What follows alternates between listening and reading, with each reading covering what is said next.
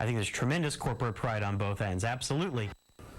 A pair of high-tech heavyweights have been duking it out in court for weeks. It's one of the biggest patent cases ever. And now the fate of the Apple-Samsung patent battle is in the hands of a jury. Welcome back to 10 News at 5, everyone. I'm Beth Haynes. For these two dominant smartphone and tablet makers, it comes down to distinguishing imitation from innovation. Apple contends Samsung swiped iPhone and iPad technology. It wants the South Korean company to yank its competing products from the market, in addition to paying $2.5 billion in damages. But Samsung claims Apple copied its technology and others in developing their market-leading products. And Samsung wants $399 million in damages.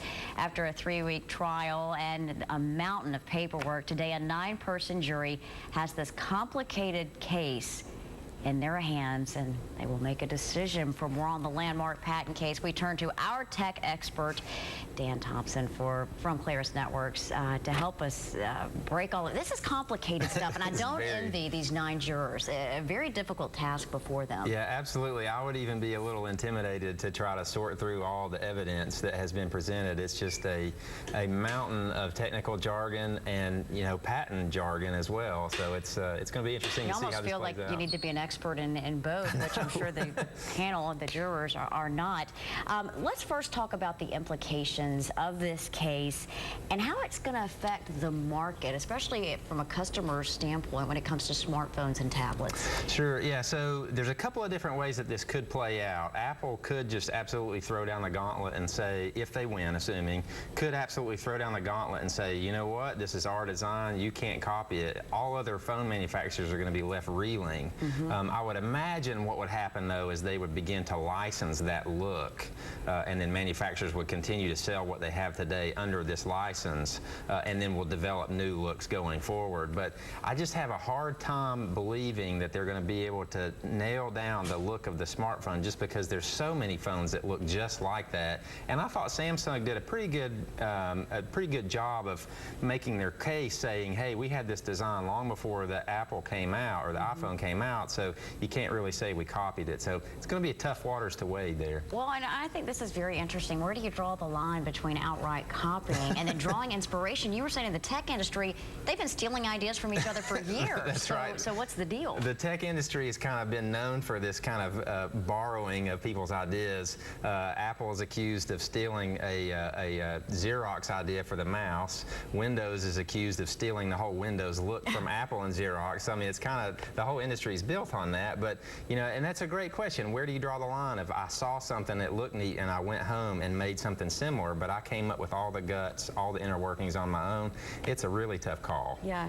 Now, we mentioned Samsung and Apple, but this could also impact Google. The Android software powers the Samsung devices involved in the lawsuit.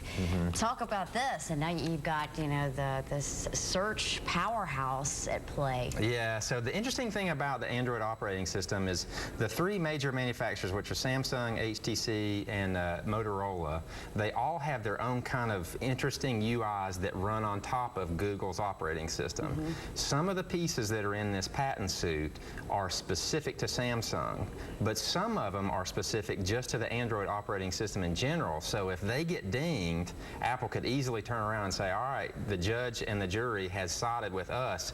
Android, you got to change your code. And then now all the phone manufacturers are reeling because now they've got all this code that either, like I said before, has to be licensed or just scrubbed all together. Be really interesting to see how that plays out, because that would be huge in the technology industry. Would we see maybe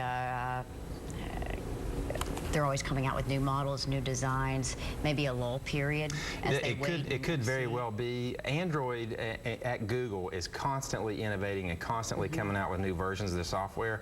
I would say they could regain their footing pretty quickly, but it might be just a little bit before you start seeing it come out on new phones, because there's always new spec requirements and things like that. So, well, we mentioned the 9 jurors and other major patent cases. It's taken several days. Of course, these were nowhere near the complicated. So That's are we right. thinking days, weeks? How long before they reach a decision? Well, most of the things that I was reading today relate it to, you know, on a typical patent case, you have one specific thing and it's not overly complicated, and it generally takes jurors anywhere from hours to a day, like you were saying. In this particular case, it's so complicated.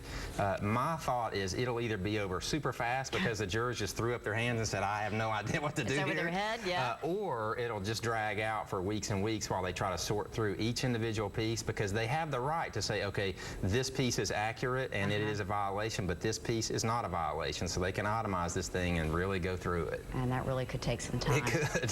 Thanks for coming on. Always glad problem. to see you. And stay with us. We're coming right back after the break.